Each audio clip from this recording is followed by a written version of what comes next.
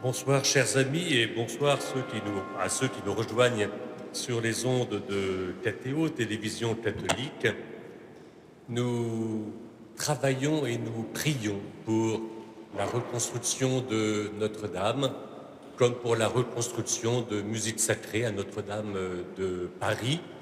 Et nous prions, si vous le voulez bien, la Vierge Marie de nous inspirer. Je vous salue Marie, pleine de grâce, le Seigneur est avec vous. Vous êtes bénie entre toutes les femmes, et Jésus, le fruit de vos entrailles, est béni. Sainte Marie, Mère de Dieu, priez pour nous, pauvres pécheurs, maintenant et à l'heure de notre mort. Amen. Notre-Dame, arche d'alliance, Notre-Dame de Jérusalem, Notre-Dame de Paris. Nous reprenons notre méditation, notre lecture, notre recherche sur la parole de Dieu afin de trouver notre boussole pour travailler à l'honneur de la cathédrale Notre-Dame en ces temps de crise. C'est la dernière de cette série de 4 conférences.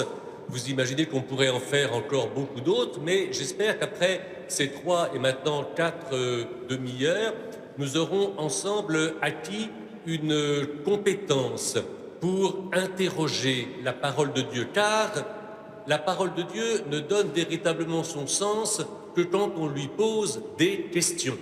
Quand on a un problème, et le mien et le nôtre que nous partageons, c'est comment parler correctement et comment bien faire pour l'honneur de notre cathédrale, nous interrogeons la Bible. Nous trouvons un terme médian, un terme commun, celui de l'édification du temple. Nous nous mettons à l'école des grands maîtres, notamment contemporains de la construction de Notre-Dame, Hugues de Saint-Victor, Hugues de Brouillard, Jean de Soissons. Rappelez-nous ces noms, je les dois, et je remercie encore le père Patrice Sicard, chapelain brillant de Notre-Dame, qui a travaillé et travaillera encore beaucoup pour nous faire connaître cette fécondité de Notre-Dame confrontée à la lecture de la Bible. Et nous observons ainsi qu'il y a un processus d'ouverture du sens au fur et à mesure que le temps avance et que ce qui est caché apparemment dans l'Écriture sainte se révèle par la puissance de l'Esprit Saint et se révèle comme parole de Dieu qui s'adresse à nous aujourd'hui dans des circonstances tout à fait particulières. C'est en ce sens que le texte, comme dit saint Grégoire au début du Moyen-Âge, le texte sacré, la Bible, grandit avec son lecteur. Ce n'est pas simplement nous, les lecteurs, qui grandirions en nous confrontant à la Bible. Le texte lui-même n'est jamais fermé comme une fois pour toutes. Il laisse sans cesse émerger des tonalités nouvelles. Mais c'est à nous de les demander, c'est à nous de les chercher. Et n'ayons pas peur, l'Esprit Saint, à la lecture de ces paroles, vient suggérer rien de moins que des interprétations nouvelles. Nouvelles, elles sont parfaitement authentiques. Je me permets, parce que soyons utiles, si vous voulez vous référer et trouver la source que j'ai trouvée moi-même, vous allez chercher dans le livre, maintenant en livre de poche, du pape Benoît XVI sur Jésus de Nazareth, le premier tome en 2007. C'est l'introduction, je la sais par cœur, page 14, c'est pas difficile.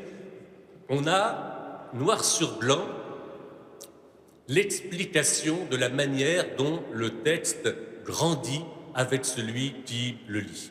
Et donc nous avons été interroger l'arche de Noé, l'arche d'alliance avec Moïse, le temple de Salomon, et maintenant justement dans le temple de Salomon, je voudrais partager avec vous la lecture de la consécration de ce sanctuaire. Vous vous rappelez comment il y a eu l'appel à des ingénieurs, à des fournisseurs, notamment le roi Hiram de Tyr, donc un païen qui va coopérer à la construction du temple, un peu comme les Égyptiens avaient en leur temps coopéré à la construction du sanctuaire au temps de Moïse. Oui, c'est vrai qu'à la suite, Notre-Dame est vraiment Notre-Dame de l'humanité et toutes sortes d'ingénieurs, d'artisans, de compagnons venant de toute culture, même s'ils sont menés par M. Durand, chef de chantier, qui est un catholique fidèle, convaincu et convaincant, n'empêche qu'il a sous ses ordres des gens de toutes sortes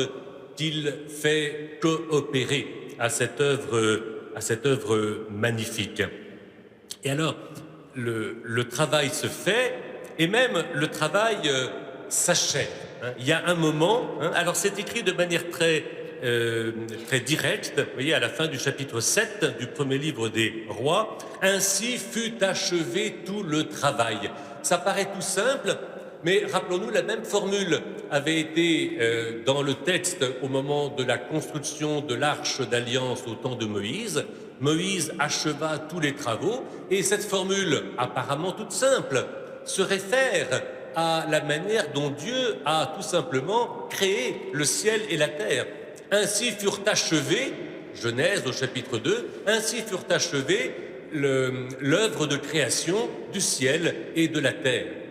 Oui, ce que nous faisons sur terre s'apparente et familier de par la volonté de Dieu avec ce que Dieu lui-même se met à construire, se met à créer. Et dans Notre-Dame, il y a, après le temple, il y a ce projet de Dieu qui continue à se manifester pour, normalement, le bonheur des hommes. Et alors, au moment où les travaux sont achevés, la nuée, la gloire du Seigneur remplit la maison de Dieu, à tel point que les prêtres ne purent même s'y tenir pour le service à cause de la nuée, car la gloire du Seigneur remplissait la maison de Dieu. Le saint curé d'Ars disait souvent que si nous nous rendions compte de la présence de Dieu qui vient au milieu de nous, par les signes, par le Saint-Sacrement, mais par le sacrement de l'Eucharistie, mais aussi en sa dépendance avec tous les actes de charité ou de bienveillance ou de justice, tout simplement, que nous pouvons poser, si nous nous rendions compte à quel point Dieu est là, nous tomberions raide morts. Notre cécité, au fond, n'est pas coupable, elle n'est pas non plus un malheur, elle nous permet de continuer, de progresser, peut-être de désirer voir la gloire de Dieu qui se donne dans notre Église, ici même, et qui rayonne de manière si particulière, si singulière à Notre-Dame. Et la réaction de Salomon devant cette théophanie, devant cette merveille de Dieu qui, un peu comme dans l'Évangile, dans la scène si magnifique de la transfiguration, se donne à voir, à reconnaître et à entendre, il y a une prière d'action de grâce. Ce qui fait que même si il ne nous est pas donné de recevoir des signes d'une théophanie particulière, les visionnaires sont assez rares et peut-être que ce n'est pas un cadeau au fond pour eux, mais nous sommes tous invités dans la foi, en étant dans la foi l'objet de la bienveillance de Dieu, à raconter ses merveilles. La prière de Salomon qui suit est une prière d'action de grâce. Merci Seigneur pour ce que tu as fait, merci pour ce que tu es en train de faire, merci pour ce que tu feras. Et nous avons au fond, l'humble Salomon, car au fond, on l'imagine dans les vitraux, dans les enluminures comme quelqu'un d'exceptionnel, mais Salomon est un pauvre bonhomme, comme vous et moi, et il est surplombé, au fond, par une présence énorme de Dieu qui vient à lui. Et Salomon représente, on pourrait dire, une bipolarité à laquelle nous sommes tous confrontés, car il ne faut pas tricher. Je vous l'ai suggéré, nous ne voyons pas. Et pourtant, Dieu est là. Il y a, vous êtes d'accord, je l'imagine, un déséquilibre entre ce que Dieu donne et ce que nous recevons. C'est déjà vrai, imaginez, pour une pendule ou pour un ordinateur. Je ne me sers que 1/1000 de ce que peut donner telle ou telle machine. Mais si c'est vrai pour une machine et même une horloge, combien plus c'est vrai pour Dieu? Et c'est peut-être pas un malheur par rapport à une montre ou un ordinateur, mais au fond, c'est assez frustrant, enfin je le vis comme tel, de ne pas recevoir en vérité ce que Dieu me donne. Dieu m'a donné tout ce qu'il est, et je ne reçois malheureusement dans mes distractions, dans mon indifférence, je ne reçois qu'une toute petite part de ce que Dieu m'accorde. Et cette frustration entre ce déséquilibre m'invite, là encore, à poursuivre le texte et à réagir comme Salomon. Salomon ne fait pas semblant. Il ne dit pas, voilà, Dieu est là et je suis comblé. Il demande comment c'est possible. Et je vous lis la question que pose Salomon, toujours dans le premier livre des Rois, chapitre 8, à partir du verset 27. Serait-il vrai que Dieu habite sur la terre? Voici que les cieux et les cieux des cieux ne le peuvent contenir. Combien moins cette maison que j'ai bâtie. Je pense que nous aimons nous mettre un peu dans la mentalité de Maurice de Sully lorsqu'il entreprend le chantier de Notre-Dame. Vous vous rappelez comment il est critiqué par son chapitre, par ses conseillers, au moins par certains d'entre eux. Il y a toujours ceux qui le flattent, mais il y a ceux aussi qui le contredisent. Il lui dit, mais n'est-ce pas de l'orgueil? N'est-ce pas trop grand? N'y a-t-il pas des mesures entre le don de Dieu et ce que nous, pauvres humains, savons nous faire? Je crois que Maurice de Sully, à la suite de Salomon, a confessé humblement cette démesure. L'humilité, ce n'est pas de nier la vérité, c'est au contraire de l'affronter. Et c'est pourquoi l'humilité est assez peu confortable, parce que Dieu est plus grand qu'on ne l'imaginait, et d'un autre côté, il se rend encore plus disponible qu'on ne pouvait même l'imaginer. Il y a quelque chose d'impossible dans l'habitation de Dieu dans notre monde. Comment Dieu est-il présent dans le tabernacle? Comment est-il présent dans la célébration de l'Eucharistie? Comment est-il présent dans l'hostie à laquelle nous communions pour saisir, manger le corps du Christ ressuscité? Vous sentez cette démesure entre ce qu'on pourrait appeler le signifiant et le signifié? Je crois que c'est ça, la véritable humilité. En même temps, la charité de Dieu qui vient en nous par le don de l'Esprit Saint et les petits gestes, les actes que nous mettons en œuvre, si imparfaits, oui, mais pourtant, dans le fait, dit l'Évangile, de donner un verre d'eau fraîche à quelqu'un qui a soif, il y a là quelque chose de parfait. Je suis invité à le confesser. C'est ça, l'humilité. Je ne peux pas recevoir le don de Dieu et pourtant, Dieu fait tout pour que je le reçoive. Il y a comme ça comme une sorte, disons, de contradiction. Et c'est l'Esprit Saint, je crois, le don de l'Esprit qui assure l'espace qu'il y a entre ce que Dieu donne et ce que nous vivons. C'est ainsi que le sacrement, les sacrements, comme la lecture de la parole, sont appuyés par l'énergie de Dieu lui-même. Nous faisons notre possible. Nous nous rendons disponibles en lisant le texte, en saisissant sa grammaire, son enracinement historique, mais nous nous disposons à ce que seul l'Esprit Saint peut faire pour nous faire avancer.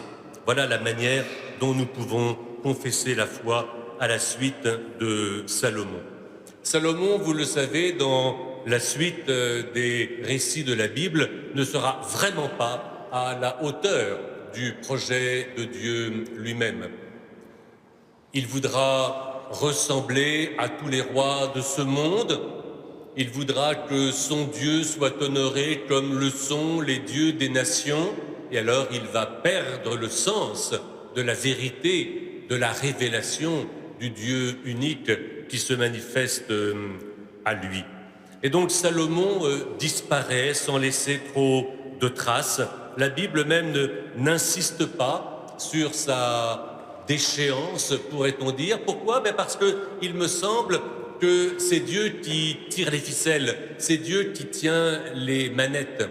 Oui, du côté humain, Salomon a vraiment été faible, il a vraiment été un traître à la volonté de Dieu et à son projet, mais ça n'annule pas le projet de Dieu. On peut oublier Dieu, Dieu ne nous oublie pas. Et la fidélité de Dieu va se manifester à travers la succession des rois d'Israël, dont le refrain dans les récits bibliques est malheureusement celui-ci: un tel, le roi mourut, son fils lui succéda, il fit ce qui est mal aux yeux du Seigneur.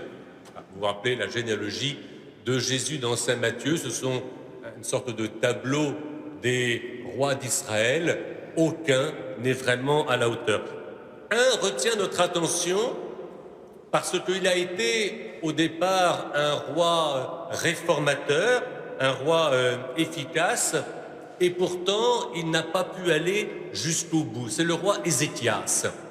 C'est d'autant plus intéressant qu'il succède à deux autres rois qui ont vraiment été des truands majeurs, vraiment qui ont trahi le Seigneur. Puis tout à coup, comme ça arrive, sur une montagne de fumier, nous avons une petite perle. Ça, c'est le génie de Dieu qui suscite de manière inattendue de la lumière alors que nous étions dans les ténèbres. Alors, Ézéchias est un roi à la fin du 8e siècle avant notre ère. C'est un roi parfaitement réformateur. Alors, il vient réparer le temple.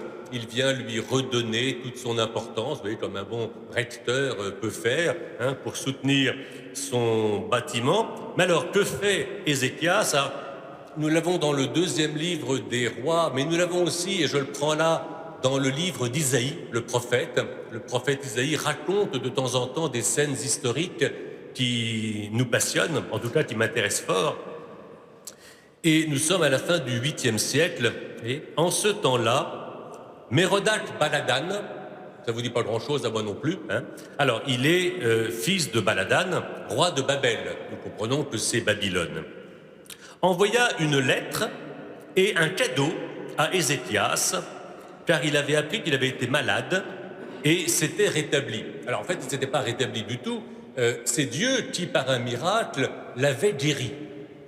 Mais c'est pas si facile que ça que de discerner que Dieu est à l'œuvre pour nous guérir. On peut très bien se dire, vous et moi, coup de chance, providence plus ou moins aveugle, mais dire que c'est Dieu qui m'a fait tel ou tel bien, c'est pas si sûr que ça. Et que fait Ézéchias? Ézéchias s'en réjouit. Ah oui, on lui fait un cadeau, on lui fait des compliments de la part d'un autre roi, ça le flatte, évidemment. Et que fait notre Ézéchias encore? Il montra aux ambassadeurs ses dépôts d'argent, l'or, les baumes, l'huile précieuse, tout son arsenal et tout ce qui se trouvait dans ses réserves. Il n'y eut rien qu'Ézéchias ne leur montra dans sa maison, dans son empire, et ainsi donc dans son temple. Et que fait de mal, en fait, Ézéchias, car c'est un acte très malin, au sens pénible du terme. Il fait une visite, non pas comme le font nos chers guides de Casa, qui ouvrent précisément à une intelligence spirituelle de la cathédrale. Il reste purement indicatif. Voilà des pierres, voilà des tentures, voilà de l'or, voilà de l'argent, voilà combien ça rapporte.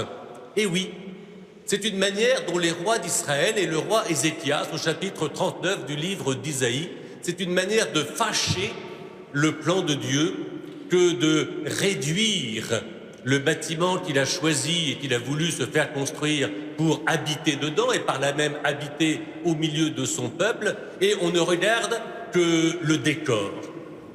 En termes plus de théologie, on pourrait dire, on regarde le signifiant et on ne regarde pas le signifié.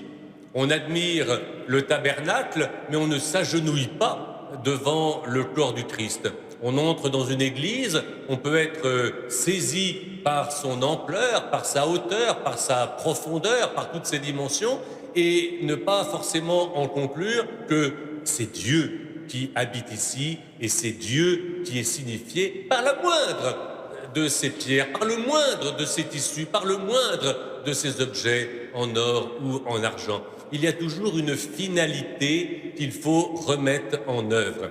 Et combien de visites sont simplement des visites mondaines? Évidemment, ça nous flatte de recevoir un prince, un roi, un président, quelqu'un de riche, va-t-il nous faire des présents? Peut-être ne serons-nous attentifs qu'à cela, mais c'est Dieu qu'on veut lui montrer.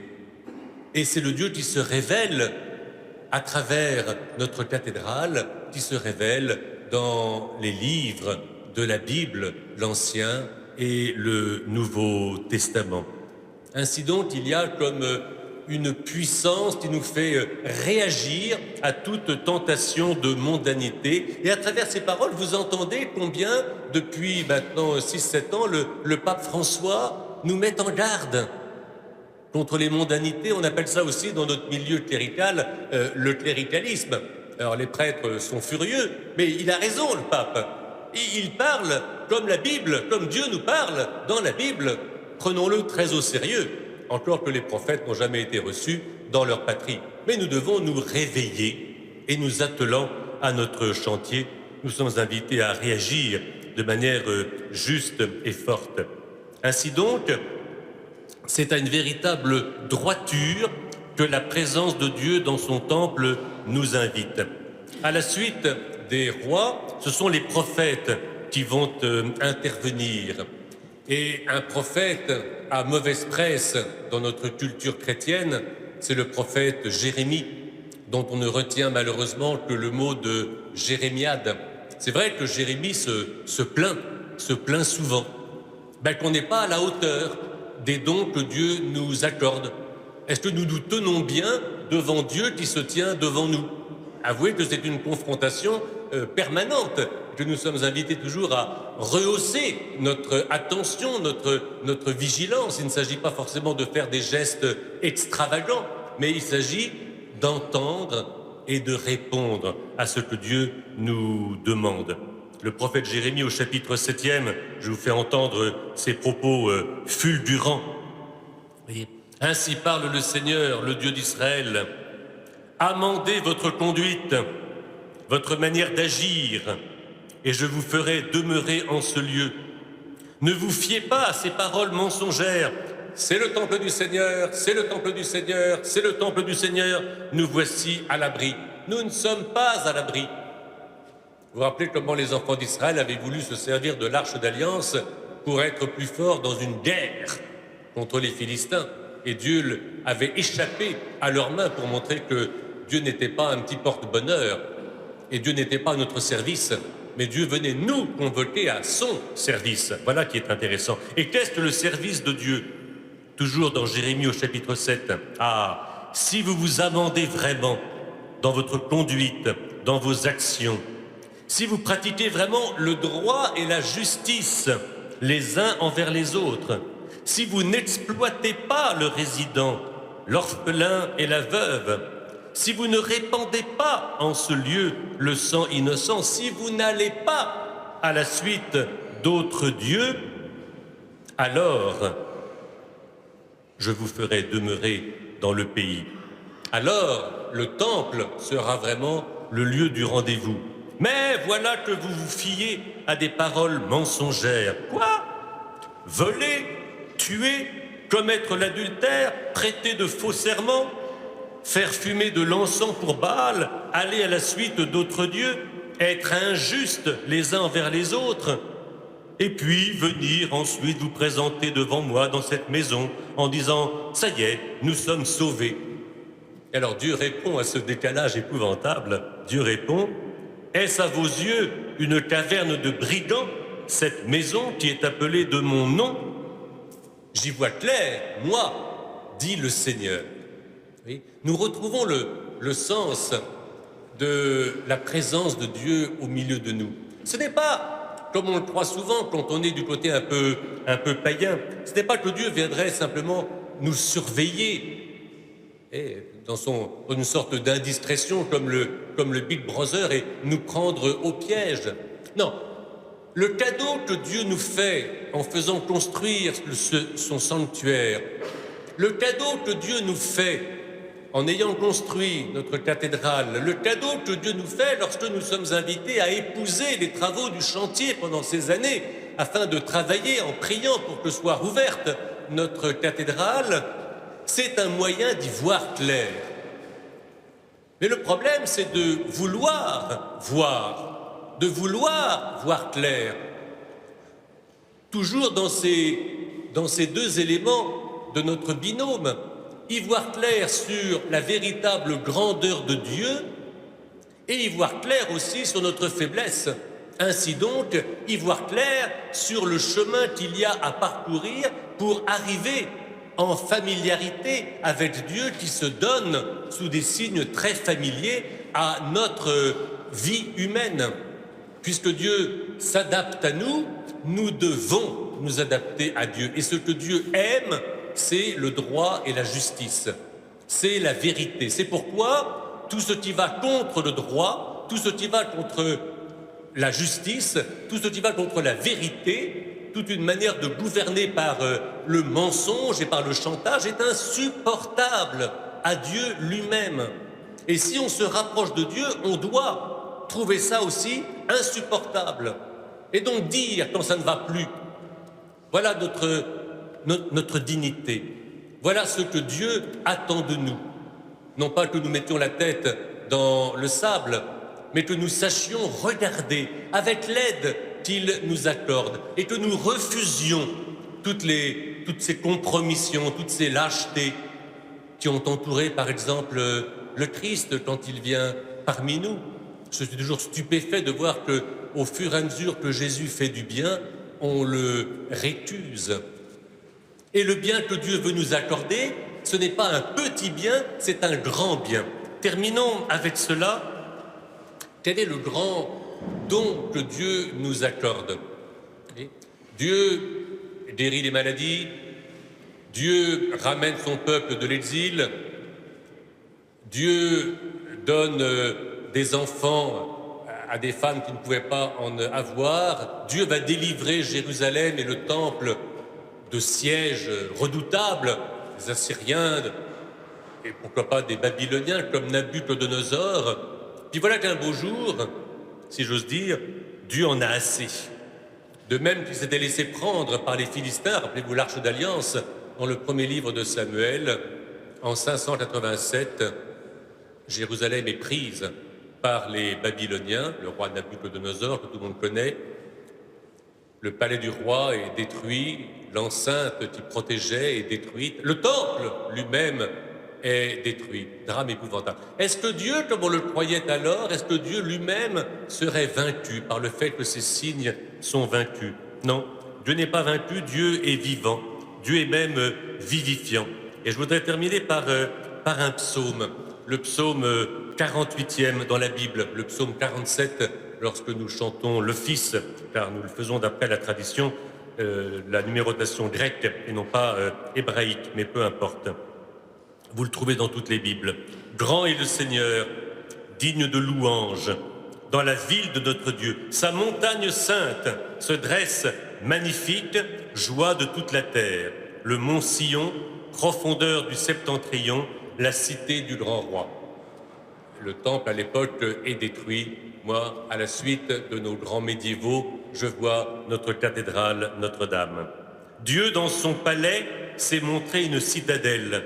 Voilà que les rois s'étaient ligués et soudain stupéfaits, ils décampèrent. Comme on nous l'avait dit, nous l'avons vu dans la ville de notre Dieu. Dieu qui l'affermit à jamais. Que Dieu affermisse les bâtisseurs, les constructeurs, les restaurateurs de Notre-Dame, jusqu'à sa réouverture et encore après, bien sûr. Nous évoquons, Dieu, ta fidélité au milieu de ton temple. Oui, Notre-Dame se réjouit. Les filles de Paris se réjouissent et jubilent à cause de ta droiture, Seigneur. Faites le tour de Notre-Dame. Longez son enceinte, comptez ses tours, détaillez ses palais, explorez chacune de ses sculptures, afin de raconter à la génération future dont nous sommes responsables, mes amis, que tel est Dieu, notre Dieu à jamais, lui qui nous conduit. Et alors, je termine sur un scandale, les Bibles en français s'arrêtent, qui nous conduit au-delà de la mort. Qui nous conduit au-delà de la mort. Dans les notes, dans ma Bible, il est écrit « L'Hébreu ajoute au-delà de la mort ». Mais l'Hébreu ajoute non, l'Hébreu est fondateur. En français, on a supprimé, peut-être en grec, on a supprimé, mais n'oublions pas que Dieu, notre Dieu, est celui qui ressuscite des morts. Nous sommes confrontés au drame de l'histoire, nous sommes confrontés à notre petitesse, nous sommes confrontés à notre péché, mais le Dieu qui se révèle dans la construction de son temple, c'est le Dieu qui ressuscite les morts, qui ressuscite notre courage, qui ressuscite notre faiblesse, qui au lieu d'être lâche, nous rend forts, au lieu d'être complices du mensonge et de l'injustice, nous rend témoins de sa droiture. Alors, soyons, mes amis, à la hauteur de cette construction de Notre-Dame, soyons devant ces pierres vivantes, nous aussi, celles que le Seigneur vient reconstruire et affiner pour être à la hauteur de son projet. Et que Dieu nous aide et nous inspire en priant encore la Vierge Marie d'être participant du chantier de la réédification de sa cathédrale. Je vous salue Marie, pleine de grâce, le Seigneur est avec vous. Vous êtes bénie entre toutes les femmes, et Jésus, le fruit de vos entrailles, est béni. Sainte Marie, Mère de Dieu, priez pour nous pauvres pécheurs, maintenant et à l'heure de notre mort. Amen. Notre-Dame, Arche d'Alliance, Notre-Dame de Jérusalem, Notre-Dame de Paris.